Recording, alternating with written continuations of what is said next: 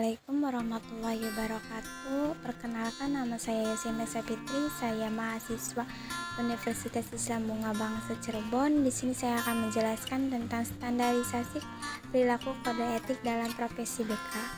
Pembahasan yang pertama yaitu tentang perundang-undangan dan peraturan profesi konselor.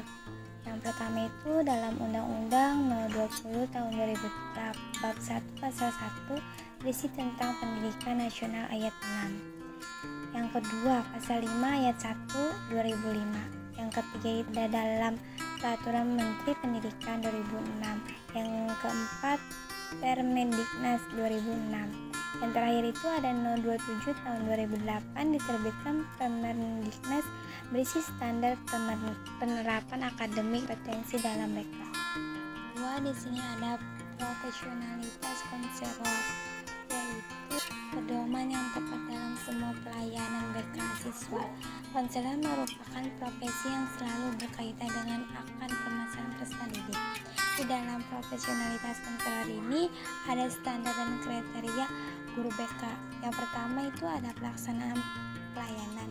Yang kedua, mendorong peran serta pegawai sekolah seperti dewan sekolah, guru, kepala sekolah. Yang ketiga, pelaksanaan pelayanan perorangan, merencanakan komponen yang berkaitan dengan masa depan. Yang keempat, mengembangkan karakter siswa dengan bekerja sama dengan orang tua untuk mendorong perkembangan siswa yang optimal. Yang kelima, melakukan penilaian untuk mendukung keberhasilan layanan perencanaan individual, memberikan layanan responsif melalui konseling. Yang ketujuh itu ada dukungan sistem.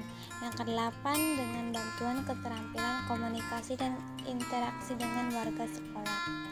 Yang kesembilan, bertanggung jawab secara profesional untuk melaksanakannya. Dan yang ketiga itu tentang kode etik bimbingan konseling. Di dalam bimbingan konseling itu ada kode etik yang beberapa batasan tertentu. Yang pertama itu ada beberapa pertanyaan tidak bisa ditetapkan dalam kode etik. Yang kedua, menentukan kode etik itu tidak mudah didapatkan. Yang ketiga, standar yang definisikan dalam kode etik ada dapat saling berbeda pendapat. Yang keempat itu kode etik tidak mencakup beberapa masalah hukum dan etika. Yang kelima itu kode etik merupakan dokumen sejarah sehingga praktek yang didapat tidak lagi etis di masa yang akan datang. Yang keenam itu ada konflik yang selalu muncul antara aturan etika dan hukum. Yang ketujuh itu kode etik tidak mengatur permasalahan antar budaya. Yang kedelapan, tidak semua situasi tercakup di dalam kode etik. Yang kesembilan itu ada seringkali sulit menangani keinginan semua peserta etis dalam diskusi secara sistematis. Yang ke-10 itu ada kode etik bukanlah dokumen prediktif untuk membantu guru BK dalam menegaskan apa yang wajib dilaksanakan dalam suatu masalah. Keempat itu di sini ada kode etik bagi pembimbing BK. Yang pertama itu ada konfirmasi, yang kedua informasi, pengujian dan riset. Yang ketiga itu ada proses bertugas, yang keempat konsultasi yang berkaitan dengan rekan kerja. Yang kelima itu hubungan lembaga. Kelima ini di sini ada kasus-kasus pelanggaran etik profesi dan keterampilan perilaku etis konselor. Yang pertama itu ada kasus pelanggaran BK. Yang pertama itu terhadap klien. Yang kedua terhadap serikat kerja profesi. Yang ketiga terhadap teman kerja dan profesi lainnya.